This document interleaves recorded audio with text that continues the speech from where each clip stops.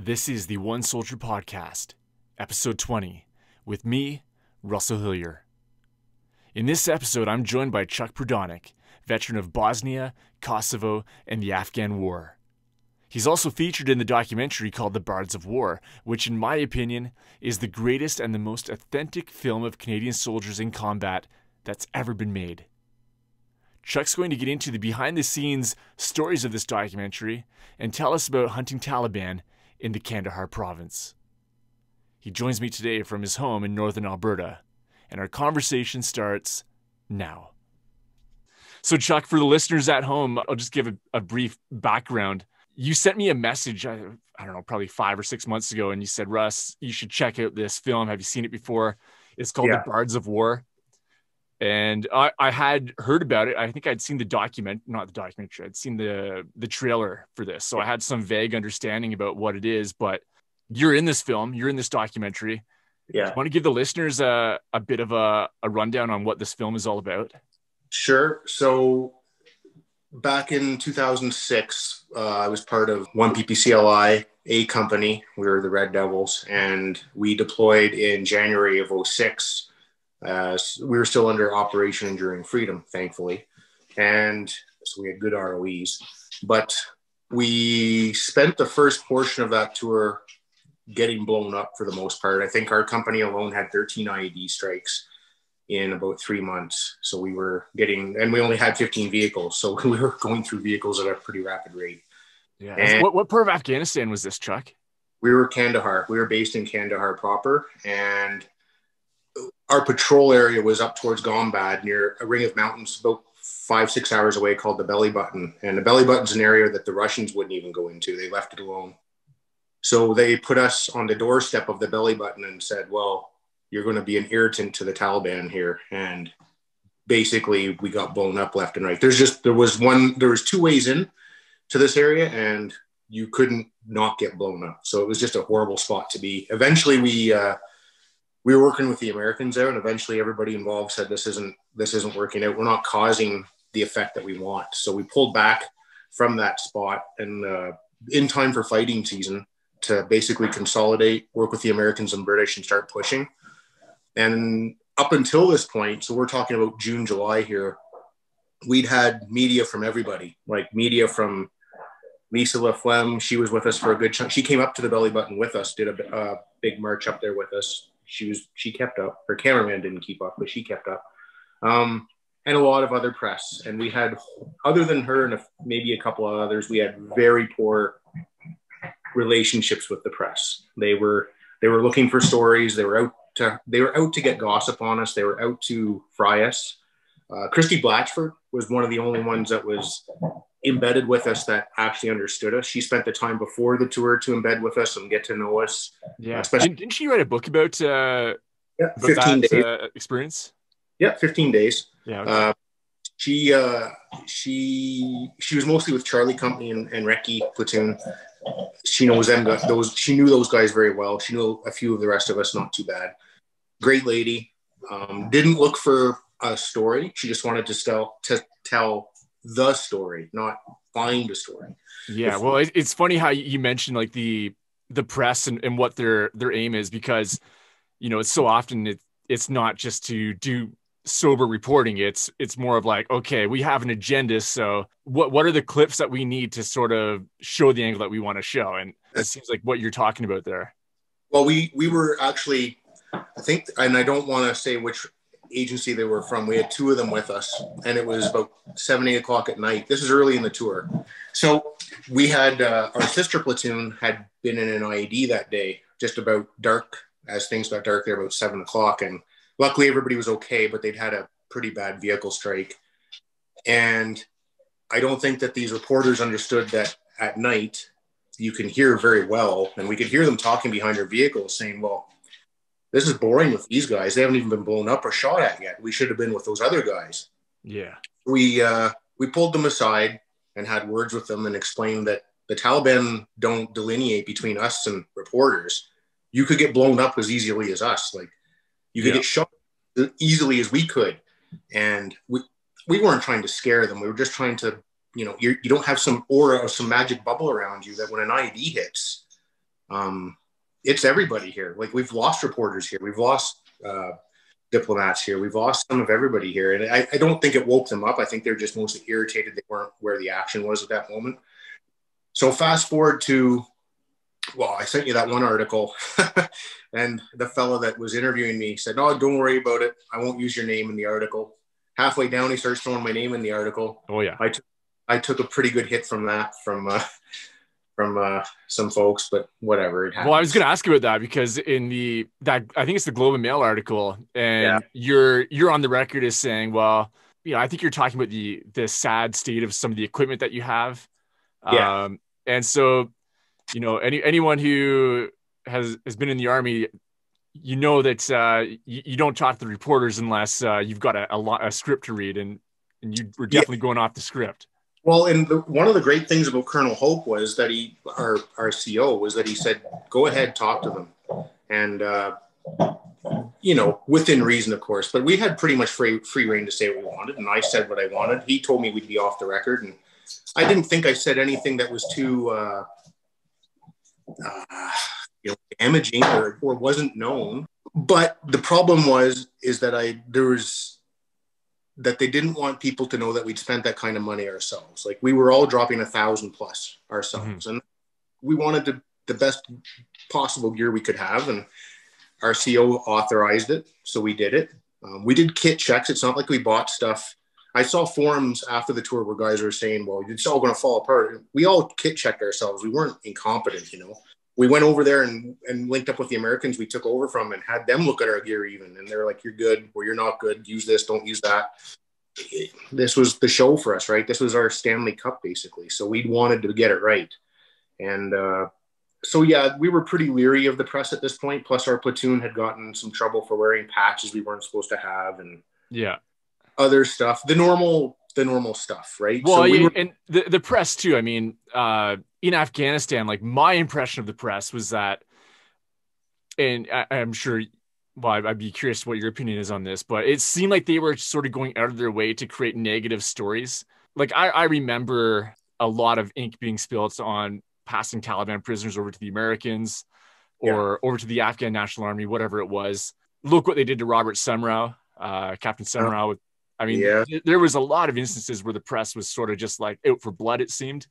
Yeah, oh, absolutely. And we experienced a lot of that. I mean, a good deal. Captain Trevor Green was our CIMIC officer, and I'm sure he lives down near you, actually. I think he's still in Okotoks, and he took out of Shura, basically a sanctioned no harm can come to you meeting, a village meeting. He took an axe in the head from a Taliban kid. And 3 of my friends put him down. Kevin Shamoon was the captain of that platoon. He put him down. Sergeant Rob Dolson helped put that guy down. Then there was an ambush. So just back up the Shura. This is like some kind of village meeting with the elders. Yeah. So a Shura, by its nature, is no harm can come to you. This whole version of Pashtunwali that you hear about, and that kind of thing, where it's a very protected area. It's no harm can come to the people in this meeting. Well, this kid comes out of the crowd from behind the village elders and plants an axe in Trevor's head. And, that's a story in itself. But that just goes to show you that there's no real safe places. And this was early enough in our tour where we had been screwed over enough by the local populace and by the Taliban where we weren't playing around anymore. And I think you've heard it in Bards of War, in the film itself. A lot of the time when Scott's narrating or quoting someone, he's quoting me, like basically saying the shit that came out of my mouth most of the time, which was frequent. But fast forward again to where we link up with Scott, was they pulled us back to, and we'd never met Scott before this. We had no idea who he was. We were hoping we wouldn't have any press with us. And when all the press corps found out what we were going to be doing, cheers, they backed off. Nobody wanted to come out except for Scott. And Scott only was allowed to come out because he was covering the Oregon National Guard embedded trainers who were training the Afghan military. So he came with us. We wouldn't talk to him. We were in fights for a day straight. I don't think we talked to him for a day straight. You're like, well, it's just another reporter, and we know what they're all about. Screw this guy. He's just hang us anyway. Like, fuck, no, we're not dealing with this. So it was about 18 hours in, and we'd been fighting basically since midnight. We crossed the line of departure, went the wrong way about 1 minute later, literally on a T intersection, went right instead of left, and we were in contact for the next 18 hours. I'm sure if we'd gone the right way, we would have been in contact. It was a gong show. So we'd been fighting hard all night. Our sister platoon, another one, had gotten J-damned, so they were recovering from that. We were pulling back about 100 meters to get reprovisioned, and we were pulling ammo and water off of one of the bisons and medic bison that had gone to the rear, grabbed stuff and brought it up to us. And this is all going on under contact. Like there's not like a pause. There's contact happening nonstop. And we're running up to the back of this thing, grabbing water and ammo and running back behind the wall. And Scott runs up, grabs water and ammo and runs back to the wall. And he's doing this with us. So we looked at him and we're like, well, shit, maybe he's not an idiot. Maybe he's not that bad, So, like he's taking the risk with us. You know what I mean? Like he's, and well, that's the thing. Yeah. Like in this film, first of all, when I'm watching this film, The Bards of War, the first thing that comes to my mind is like within the first 20 seconds, I mean, there's like the bagpipes in the background and tracer rounds are filling the screen. And there's some shots being made of you guys in action. And like within the first 20 or 30 seconds, I was thinking to myself, there's been no other documentary like this ever made. And you realize pretty quickly that this is maybe one of the best documentaries of Canadian soldiers at war in any war. And I know that's a bold statement, but the camera shots that were captured are, he was shoulder to shoulder with you guys. So, is there anything else like it out there? There's nothing like it out there. There was some other footage from funny story. In that same couple of days, we had a Canadian combat cameraman with us. So his whole role was and he's a soldier, was to use his camera and document the fight. He lasted about a day. And then he's like, we were being overrun at one point because our sister platoon to our left, about 100 meters away, had taken a J-dam. There was maybe a dozen of us on the ground, and we didn't have our vehicles in a good enough position to support us. And we're not dealing with 5 or 10 Taliban. We're dealing with 500 Taliban at this point. And we're supposed to be boxing them in. Well, there's only a few dozen of us, so that's not working. So they're they know what's coming, and they're trying to run us over to get out. They know the box is coming. They're very good fighters.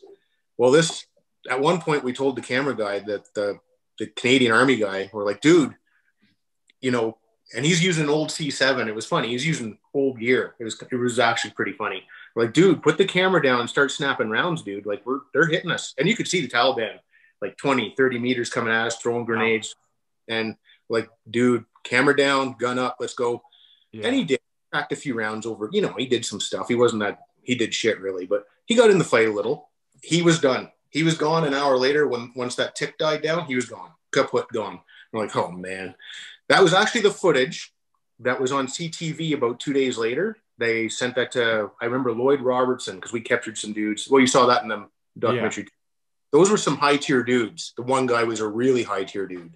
So we got told, I'm all over the place with this, but we got told to bring them back to Camp Nathan Smith because there were some people there that would like to talk to him, not Canadian. Mm-hmm. And he went back. We took those guys back there. And while we were there, we ran into the kitchen because we only had like 20 minutes, ran into the kitchen, stole everything we could. And on the TV, there's Lloyd Robertson and all of us shooting on TV. And I'm like, holy shit, that's us. Yeah. So, I think I know what you're talking about. Like, there's like those low, like mud walls or whatever. And sort of like almost like an agricultural setting, like farming something. Every fight over there was in some agricultural setting almost. It was brutal to fight through. Everything was a fortress and everything was a kill zone. It's just made that way. Everything there is. But anyway, after about a day of Scott being with us, we kind of realized that he was shoulder to shoulder with us, sharing the danger. And we kind of, opened up very quickly. I mean, getting shot at, RPG'd, blown up, you determine very quickly whether you're going to have a relationship with this person or, no. Yeah, if you can trust them. Because And he was Yeah. taking the same stuff, going under fire to the back of a vehicle, grabbing stuff, coming back out. Like, you know what, dude's either he's putting on a show to impress us, which is fine, or he's just a dude. So I Yeah. mean, he's And it could be, maybe he was just trying to impress, but I mean, he did what he needed to do to get that I mean, footage. and he'd spent 7 years in the Oregon National Guard. He before deployment, he went and did workup training with those guys, so he wouldn't be a liability in a fight or room clearing or anything. So we gave him kudos for that. We never got in a fight where you're like tripping over Scott, and that's Yeah. the amazing thing is he's like you said, shoulder to shoulder. And you talk about the Canadian footage. I've watched Sebastian Younger stuff from Restrepo and Korengal. I've watched the Hornet's Nest. I've watched them all.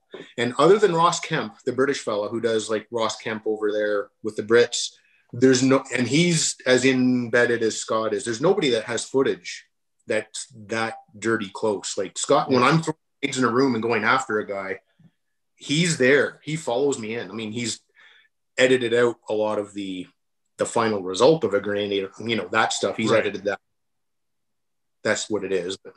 Yeah. Well, it is totally, from my perspective, it seems very, very unique. And I don't think that you can really understand the Afghan war without having, unless you were there like yourself, but as an outsider looking in, you can't understand the war unless you've seen footage like this because, well, I mean, Afghanistan was such a long war. And of course, if you were there, in the early days in Kabul, it's a lot different than if you're there in 2006 in Kandahar.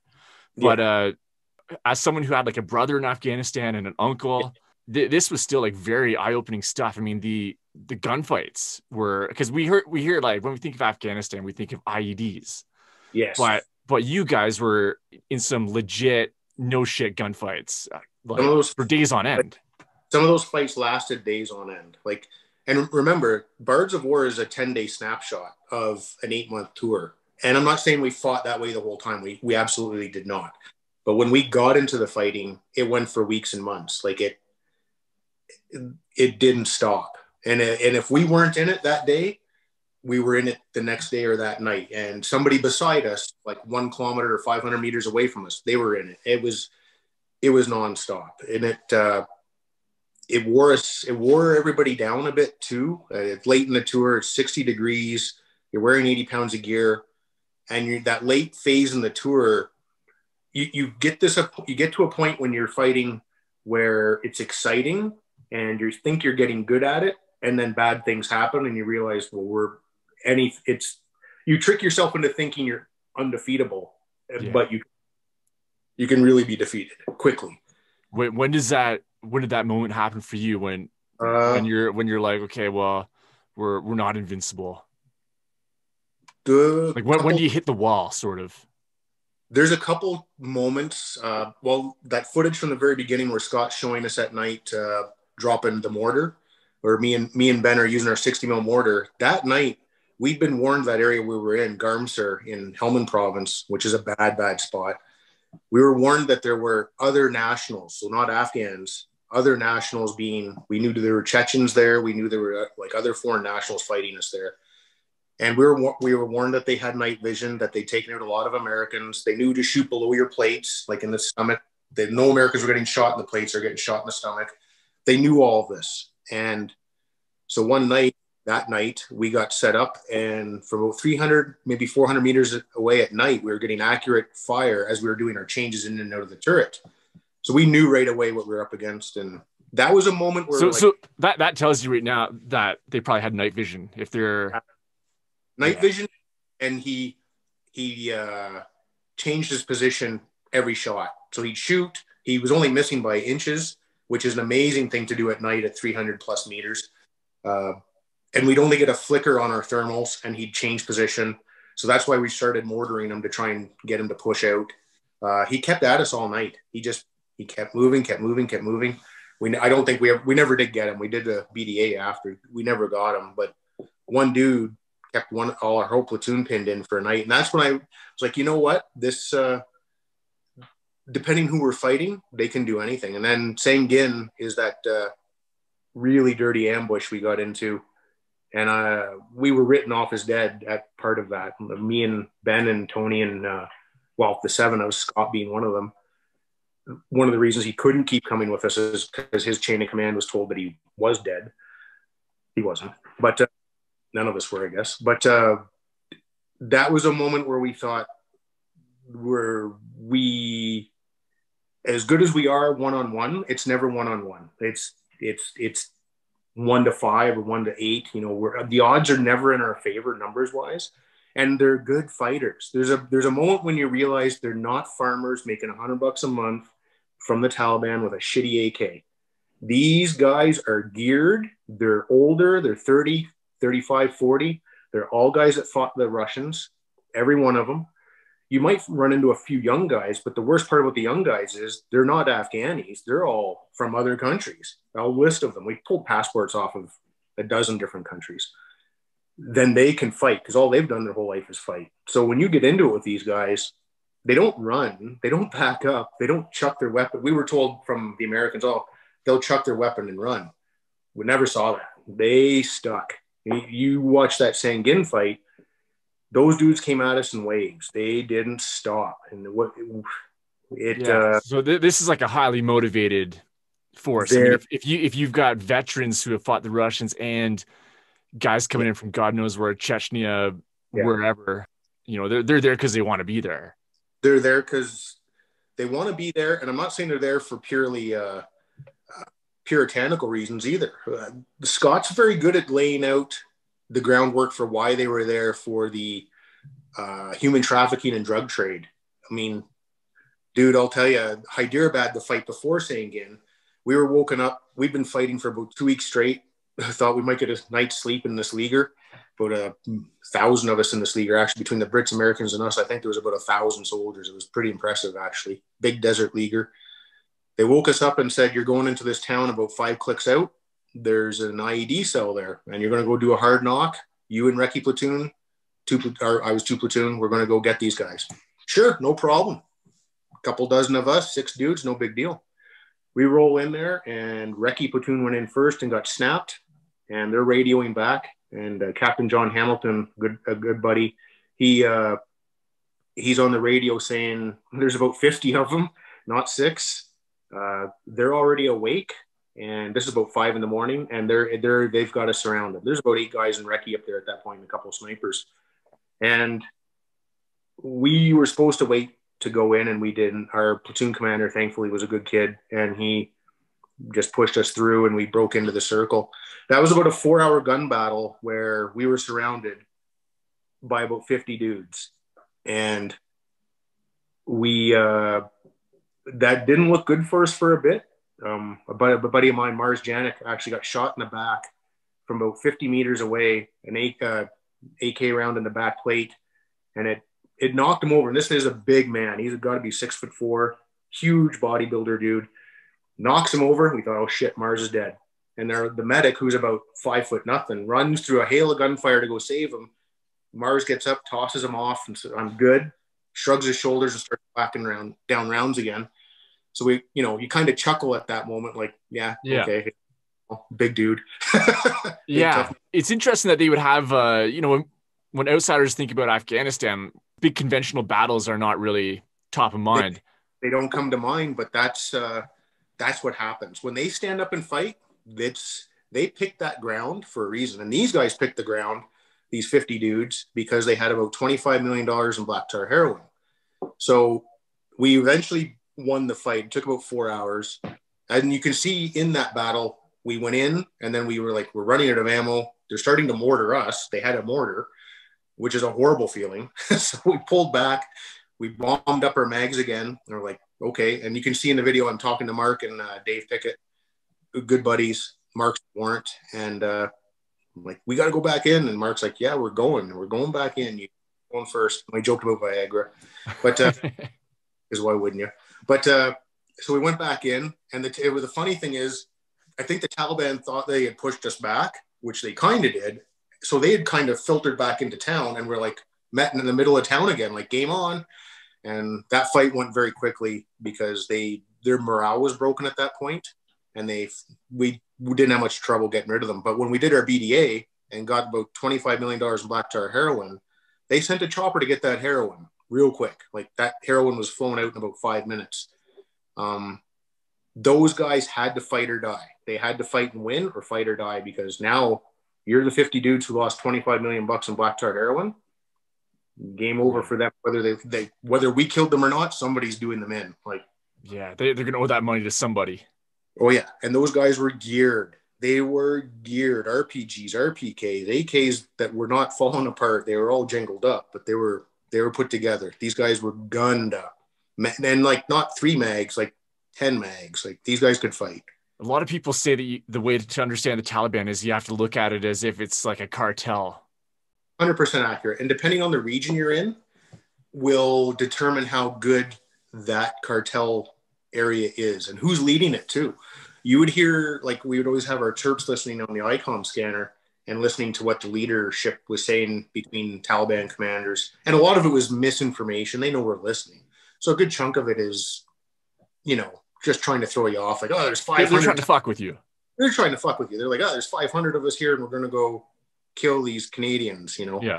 The first time you hear that, you're like, well, shit. Yeah. Well, yeah, no kidding.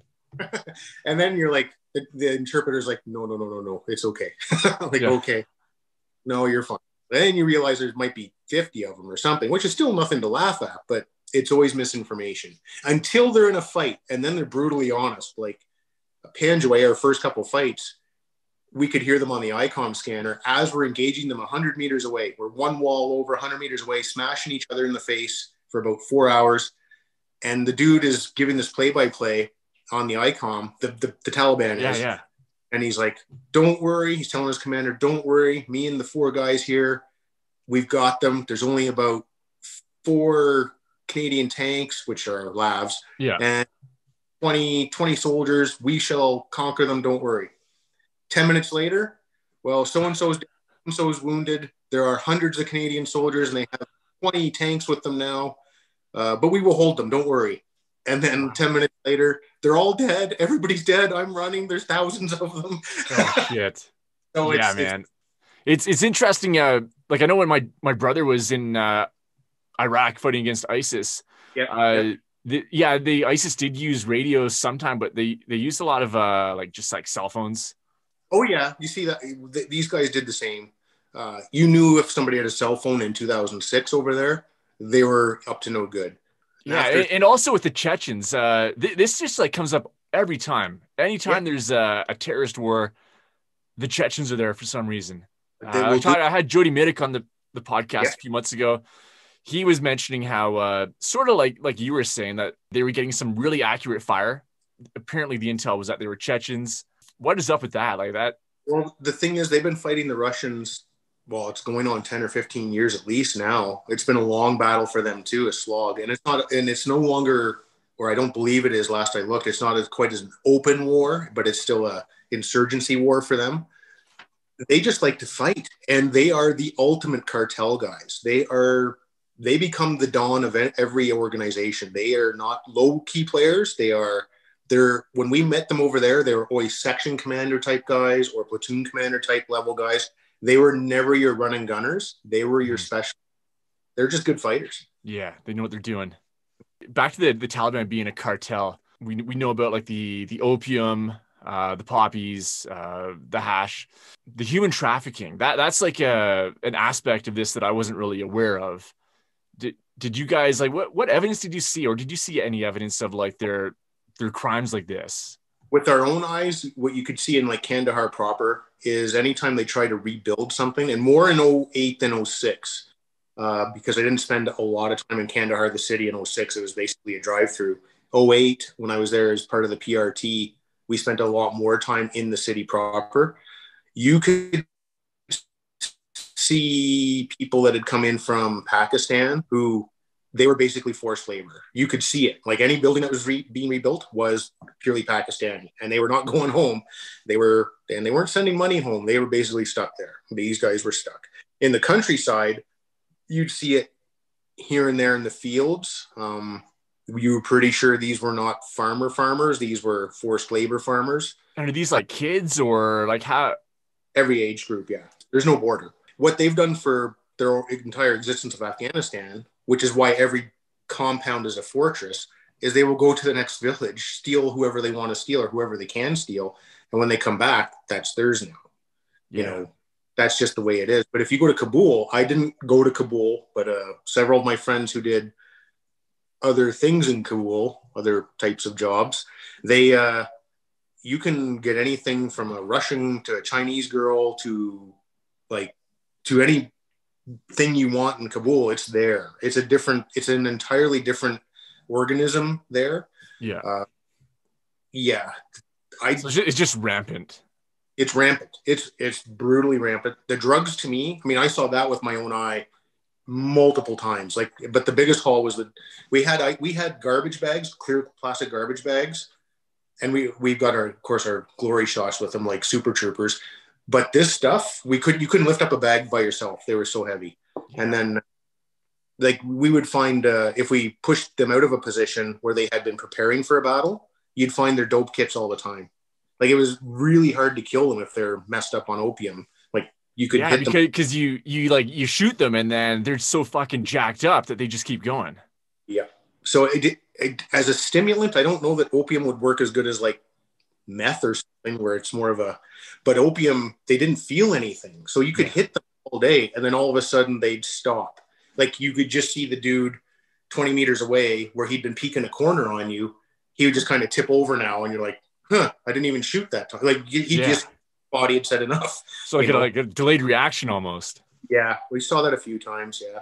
Yeah. Well, that's a pretty common thing. Like, they load them up with pills, meth, whatever keeps them going. And that would be like really fucking trippy though. Like, if you're in a gunfight with somebody and you're firing and in your mind, you're like, I'm hitting this guy, but he's still moving.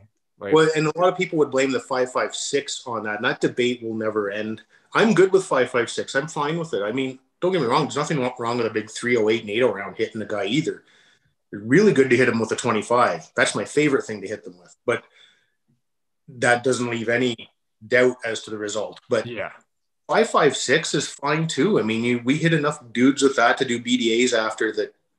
You'd go up to the body and you'd be like, okay, he took a few rounds. But you know what? All my friends or anybody I knew that got hit with 7.62 by 39, some lived, some didn't. Some had different injuries than others, and it is what it is. That debate will never end. I'm good with 5.56. Yeah, I don't know. I think the end result is like it's going to be the same. Really, it's going to be the same. It honestly comes down to shooting technique and how good you are at changing your mag fast and getting more rounds on the guy. That's what it is. You saw us in that ambush. We didn't let ourselves be victimized, although we didn't have much of a choice. We attacked. When we attacked, I thought, my God, they're going to run. They're going to break and run. That was my hope. And they stood and fought. Yeah. So we got muzzle contact range. I think Scott even has it in there where he turns the camera as I'm getting the guy in the ditch. That dude wasn't running. We was in it to the end. And put one over my shoulder and I put them all in him. So there's one part in the film where, and I wasn't really sure what was going on here, but you might remember this. You guys have got somebody surrounded, I think, and he's just standing in a field, like a farm field, and apparently he's got a knife, and the interpreter is telling him to drop the knife. What was going on there? So that was Hyderabad. So we've been fighting 4, 5, 6 hours, and we're about to start the consolidation in BDA. So we're about to start to put our labs into keep firing points to watch our arcs. We were basically going to link back up, determine the best course forward for doing a battle damage assessment on the buildings, grab all the weapons off the bad guys, the dead guys, grab all the dead guys. And which also means that you have to link up with whatever local elder is around at some point and say, here's 28 guys, do your thing. Because there's a whole lot of stuff you have to do not to offend anybody after you've killed them. You know how it is. So you got to be culturally, sensitive. Which is fine. We did all that stuff. We did. But this dude comes out of nowhere. And they were very good at follow-on attacks. Every time we were IED'd or VB-IED'd, there was half the time there was an ambush or a follow-on IED. So we see this guy coming at my vehicle as it happens, and he got so close to the vehicle before he was noticed that they couldn't really train anything on him except for personal weapons.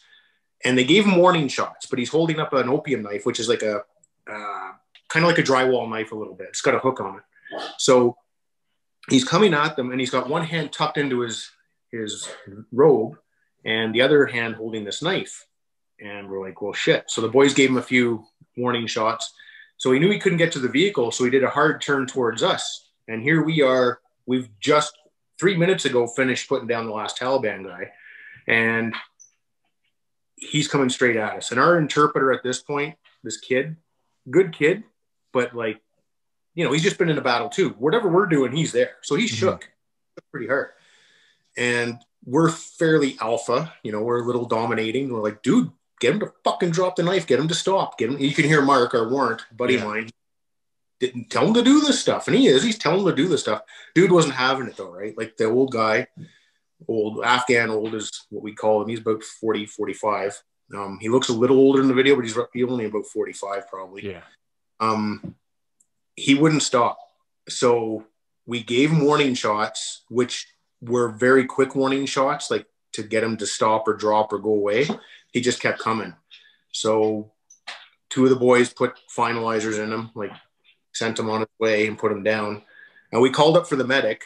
And when we got there, the engineer call signs that were with us said, wait, we've got to check him. Like he's vested. Dude has got a vest on. So either he's got a dead man switch or he's laying on it now, or we don't know if he's going to get remote detonated. We'd seen that before too, where they put a bomb vest on a guy who they knew would chicken out, but they'd cell phone him. So dude might chicken out, or he might try and turn into you, to give up. They just detonate him. We'd seen it with car bombs twice where they did that kind of thing, where dude was like, I'm done. I don't want no part of this. And then boom, off goes the car. So we didn't know what to expect with this guy, right? So he was done anyway. He got hit pretty hard. He died, but he was vested, and you know, it looks those kinds of moments. It's just a really odd scene because like there's no way that he's getting out of it, and yet like I don't know. You just wonder, like, is this guy like, is he fucking high, or like what? There was probably probably thinking. The guy never made a sound even after he was hit. Like he didn't say a word, didn't make a sound. It was kind of eerie in a way. Yeah. But he could have stopped. He could have stopped any time a minute before that when we were telling him to stop and giving him warning shots. He must have had 20 warning shots in total. He knew what he was doing and knew what the outcome would be. Yeah. Well, you guys, like, you did your due diligence, I guess you could say, with that guy. But that was just like a really weird part of the film for sure. That's Afghanistan, man. Like you're done the battle, and then some dude loner comes at you with a bomb vest on and a knife, and you're like, well, now what? Like that's Afghanistan. Yeah. Do these guys know that they live in a I'm going to use the Donald Trump phrase, they live in a shithole country? Like, are they aware that like there's other parts of the world where like it doesn't have to be that way, maybe that they could live a better life? Or is it just so like medieval that like ways are entrenched? It absolutely depends on who and where in the country you talk to people. Kabul isn't like the rest of the country. Kabul, the girls up there can wear jeans. I mean, there's still restrictions, but I mean, there's almost a normalcy to the lifestyle up there that doesn't play once you leave Kabul. And in Kandahar, it is the heart. And Helmand province, like Sangin, Garmsir, some other areas there, they're brutal. Like they're Stone Age. They are literally Stone Age. So when you would talk to some of our interpreters who were educated guys, for the most part, a lot of them have been educated in North America. We had a guy who was been at the University of Chicago for a couple of years. Smart dudes. They just genuinely wanted better for their country. They wanted some freedoms. Don't get me wrong, one of them had like 3 wives already and was like 25 and broke. Yeah. And can't afford 3 wives. And they're like, dude, like you're 25. He's like, yeah, it's still a good life. I'm like, yeah, okay, I get it, but dude. But so of these guys saw, and don't get me wrong, booze over there. I shouldn't say, well, whatever. They can't send me back to Afghanistan. I mean, you give your A&A soldiers $40, they come back with 2 sixers of Captain Morgan's or Jack Daniels. Yeah. There you go. I mean, it's everywhere. It's everywhere, right? Like as long as you got some greenbacks, you're going to get whatever you want there. But then you have a generational gap where they fought the Russians, and there's Russian. I mean, your brother was there. He can probably tell you, depending where he was, there's Russian BDRs, every kind of vehicle you can imagine is in the place it died. Yeah. Russian equipment, like I got a belt buckle off of an old guy in a village once, traded him on my second tour. He had it hung up on the shop wall, and I'm like, oh, I want that. And he's like, oh, I got it from him, but he had a Russian helmet and he wouldn't sell me the helmet. These are all war trophies these guys have had since the war. They don't forget. They it's just artifacts everywhere of this past war. I mean, but they don't know how old they are, but they can tell you how they fought the Russians. And believe me, they can fight. Like you, again, I don't think I went into it thinking that they were simple or stupid. They're not stupid. They're different. Their logic is a little different, or a lot different. But you probably heard the phrase 100 times. We have the clocks, but they have the time. I mean, It's true. You were never late for anything in Afghanistan. So if you try and tell your officers or whoever's leading a patrol out, like who's rushing, like, dudes, we got to get out the door now. We're late for this thing. I'm like, whoa, take a breath. Take a sip of water. We're not late. This is Afghanistan. Like, let's get there alive. Like, I can remember we did early in the, like, speaking of the amount of time there, we did a sweep in the village where in Shinkay, where Trevor Green took the axe in the head. That village definitely regretted its decisions. So we're raiding this one compound and went inside, and hanging upside down from a battered sling was a Martini Henry rifle. Old British, 18, whatever. If you ever watched the movie Zulu. I'm a history nerd. That's the rifle. Martini Henry. Oh, it was a classic movie, by the way. This is the cartridge that was in it. No shit. Oh, yeah. So I see this thing and I yoink. I mean, it's not functioning. This round had been split fired in it, as they were famous to do. Dude just hung it on the wall. It's been there 100 years in this mud hut, hanging. Yeah.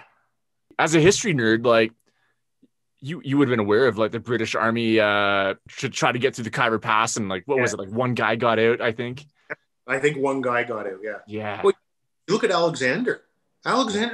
He went through there and spent, 4 years in change in there? Everywhere else, he just walked over it. I mean, the nature of this place. It's, I'm glad I got to go there. I'm not one of these guys who's a victim about this or a martyr. Like, oh, well, I loved that I got to go. I loved it so much I went back again. Like, It was fun. It was difficult. There was horrible days, don't get me wrong. But I'm of the mindset that this was an unbelievable experience to have. And all my kids that were with me, the Ginger Ben and Tony, and these are all 20-year-old kids who are all successful men now. I work for one of them now. Like, not the one of those guys, but another one that was in our platoon. These guys all went on to become successful at everything they did because they chose to do that. They didn't choose to, go a different way with things. I'm not knocking people that have an issue after the tours. I'm not. Everybody has a different way of handling it, but I also think you can come out of those experiences for the better. Well, and that's true. Like, if you're in the Army, if you've worn the uniform, then there's definitely some life lessons that you learn along the way that you can apply to any job in the civilian world, for sure. And like, I'm talking about, like, just like your work ethic, your confidence, for one. A lot of life lessons that can definitely lead to success. I mean, you can see how battered you can be and not give up. And that, to me, was probably the biggest life lessons. Like, we being written off as dead and essentially not abandoned. They didn't abandon us because they thought they were living and leaving us to die. They thought we were dead in Sangin. And we just chose not to do it. We just chose to keep fighting. We were down to bullets apiece. We didn't have hardly nothing left, but we just kept on fighting. And I forward. And so did all these guys. I call them kids, but they were my kids at that point. I was old at that point. I was 34 when they were 20. So you see, it's been one of my greatest pleasures in life has been to watch them become guys who are so successful and happy and married and, not Not that they don't have a minute here and there where they're like, holy shit, but they carry on with life. And I think that's the most important thing. Yeah. Well, I think it's because you learn a lot about yourself because you're really in the most intense environment that a human can be in, where it's life and death at any second. And so you're learning something about yourself that not many other people will ever know. Well, we would get asked all the time coming back, like by people who either military or not military would ask, I wonder if I could stand the test, or I wonder if I'd make the test, and like, would they be okay in a fight? Would they how would they handle it? And I think one of the biggest wake ups to people when they would ask that, and I'd say, well, it's not a one-time deal. It's not like, oh, I've passed my, it is every second you're taking a breath in a fight. That test is overlaid. Yeah. Like, and I can tell you there's days when it would happen and you'd be like, I don't really want to be doing this today, because you do it and you get over it and you push through it. But that test is it's every bound you take. It's every time it's your turn to get up on the wall and get rounds down range. That's terrifying. They're telling you to go forward and you're like, don't really want to. He's got a machine gun set up there. And yeah, no, it's actually a way that I certainly hadn't looked at it before, that it isn't a one-time thing. And not just because you go over the top one time doesn't mean that you can do it a second time. Well, exactly. You read about the accounts of the guys who went over the top and then went over it again and again and again. And there's going to be a point where they don't want to go over that top. I mean, they might be great at what they do. They're probably excellent soldiers, but you can only force a guy to go over the top so many times. And for us as Canadians, we got told this by the Americans all the time. There's not enough of you. You can't. I remember it was Hyderabad and we were clearing compounds with me, Ben, Tony, and Mark, my 3 dudes, because everybody else got left behind to defend some useless fob, and 3 of the other guys were in the vehicle. So we're clearing compounds, 4 dudes, while everybody else is doing the same thing in our platoon. And the Americans with us, with the embedded training team for the Afghans, he's like, you can't do that with 4 guys. And I'm like, I've only got me and 3 dudes. And he's like, but that's a platoon position. That's a platoon objective. And I'm like, oh, I'm aware. I've been doing this 15 years. I know what it is. Yeah. But there's not more of us. So, he's like, well, there's got to be more of you. And I'm like, well, you tell our government that. There's not. There's 2,000 people sitting in CAF, which I got in shit for saying once. But there's like 400 of us out here. That's not enough, Yeah, well, that's just a reality of the numbers, right? It's like a numbers game, sort of. You and your brother know that those numbers they're skewed like 1 to 7, 1 to 6 for guys outside the wire. So yeah. Well, it's a small military, so you gotta make do with what you have, I suppose. Yeah, and that's what you do. That is what you do. Yeah, Chuck, do you think that years have passed since you've been in combat, but do you sort of look at things differently as time goes on? Like, I'm sure when you're in a gunfight, you're thinking about it in one way, and then the next day you're reflecting a little bit more. But as the years go on, does your outlook on things, like about what you did over there, does it change at all, or is it pretty consistent? No, it doesn't. That's a great question. It doesn't change insofar as, do I believe in what I did over there? Absolutely do. That won't change. I believe that there's probably a myriad of reasons that we went over there that can be debated all day long.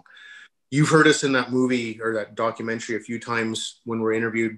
A few of us said we felt like we're in a righteous fight. And I don't think we would have fought as well as we did. And not to sound too American about it, but we fought pretty damn good. If we didn't believe in it as a righteous fight. And that hasn't gone away from any of us. So I work for one of the kids who was in that platoon, like, for the last 2 years. I've talked to guys. After I got out of the Army, I worked at a jail for 10 years, and that's half military, half ex-military. Yeah. Guys I served with, I talk to guys on the phone every day or text them every day. And of course, this invariably comes up, and almost without exception, nobody regrets going over there. Nobody feels like what we did wasn't worth it. People will ask, I've had people ask, well, what about the friends you lost? Well, I lost a lot of friends on that tour, guys that I knew my whole life. And like the next tour, Scotty Shipway, I lost him. I sent you that article with him and Ryan Elric. Mm-hmm. They, believe me, these were guys who would not have wanted to go any other way. That's how they were built. And do I think that we made a big change over there? That's debatable. I think that, Scotty does the quote in the movie where he says stuff about, do I think we can win this war or whatever? I'm like, this was when we first met. And I'm like, dude, we're winning every fight. We can't lose a fight. It doesn't matter what it takes. We're winning this fight. But what Ottawa and Washington and whoever else decides to do with our victories, we can't decide that. Like, we can win you every fight. What you decide to do with that politically, we have no control over. We won we gave them every battlefield. We took every objective, everything. We never missed a mark. What they did with it after, I don't know. I got asked by some reporter over there at one point, like, what do you think we need to win the war, son? You know, like one of these bullshitters. And I said, well, I'll tell you what we need is internet and a phone for every woman. And what are you talking about? And I'm like, well, unless you bring these women up to snuff, unless they're on equal footing, nothing will change. Like, not really. Mm-hmm. Not really. And that's not going to change there. It just isn't. They're happy where they are. They really are. Yeah. Well, you had an interesting, one of your quotes in the film was, you go back to this line, like, we're hunting Taliban. That's what we're doing. Yeah. And, you know, all like the big, like, strategic decisions, like, are sort of out of our hands. Yeah. We're just doing the job on the ground. Yeah. They tell us to go hunt them. Well, we got really good at that. Like, to the point where in the beginning couple fights, the Taliban on the radio would say, well, they're Americans. And so we were like, well, screw you, man. We're not American. We're Canadian. Like, get it right. We're offended by it, right? Like, we're really offended by this thing. And eventually they figured out we were Canadian and they didn't want to fight us anymore. You'd hear them on the radio say, no, I'm not dealing with these guys. Screw that. Like, you get your platoon to deal with these Canadians. Yeah. And you'd hear the radio like, no, there's only 50 of us. We're not taking them on. And you'd sit there and be like, yeah, man, that's because they don't want to fight us anymore. They don't like us anymore. We are hockey fighters. And you watch stuff and you compare like Korengal, and I'm not knocking these guys. These are fantastic soldiers, absolutely amazing soldiers. But you look at the distances that their engagements were at, with some exceptions, were hundreds of meters. Our fights were at 10 feet. Yeah. 20 meters. You know, our contacts people were worried about long range engagements. I'm like, dude, I'm using an EOTech and fucking, you guys are like splashing through irrigation ditches, like getting people like in the grass, like they're just like, you can see their eyes. I mean, the distance that you're at. The closest guy I got was in the ditch was less than 6 feet away. And that was not unusual. The guys that we rolled into that ambush position, they died in place. They were at muzzle contact. We just had better mag changes. Our mag changes were faster. And, you know, I'm not worried about shooting at 60 meters. I'm worried at shooting at 6 feet, how good I am. That's what we learned after all that. So, yeah, to your grand question, though, no, I don't know anybody that regrets it or wishes it differently. I know a few guys wishes that the governments hadn't squandered the political gains, the political ability to use some of that over there. Shameful. Yeah. Well, you mentioned in the film that it's, you know, the reason for being there is it's sort of the mindset of we got to fight them over there so that we don't deal with it over here. You know, and I get, you could look at it and say like, well, you know, September 11th happened, but then how many other terrorist attacks happened after that in North America? And the answer is none. I think that as long as we could keep them off balance, you know, and people were like, well, Afghanistan had nothing to do with September 11th. Well, I beg to differ. Everybody that had anything to do with the leadership planning portion of it, that's where they were based out of. I mean, yeah, totally. That's rabbit holes that people can go down forever. And when I look at it, I did break it down to the simplest denominator, which was hunting Taliban. They're bad dudes. you put me in a spot to do it with the best guys in the world and some really good kit like a lav and the gear that we had and the ROEs we had, game on. We're going to win every fight. The Americans, we worked with 10th Mountain Division.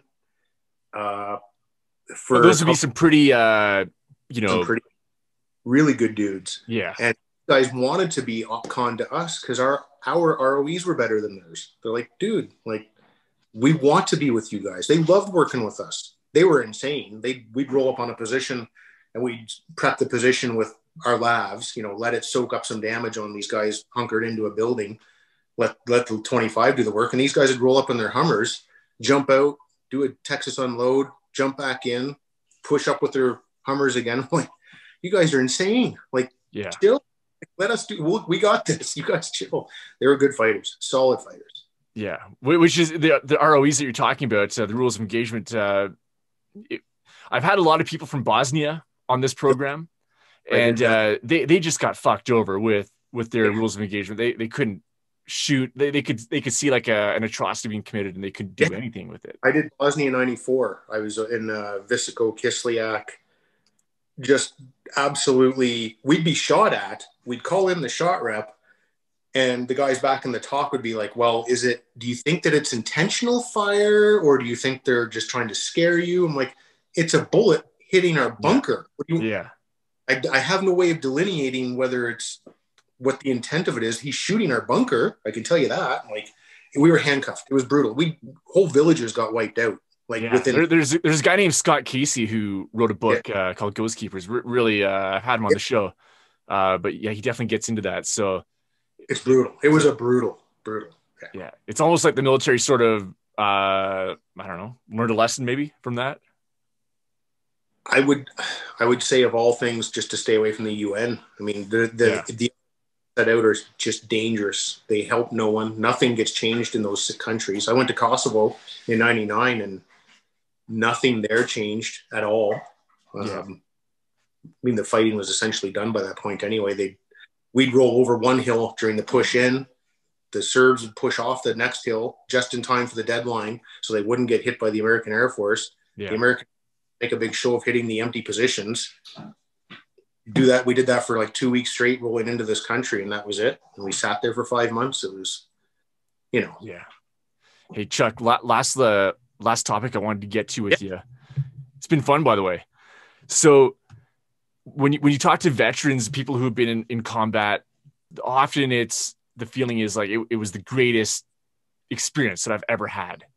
And you want to get back to it, but the contradiction is that you can never replicate the feeling.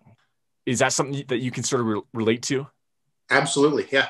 And it will probably sound horrible or confusing or wrong to people that haven't experienced it or had different experiences, but I really liked it. I liked that I was with the best guys in the world. I liked that we thought we were doing the righteous thing, and I believe that we were.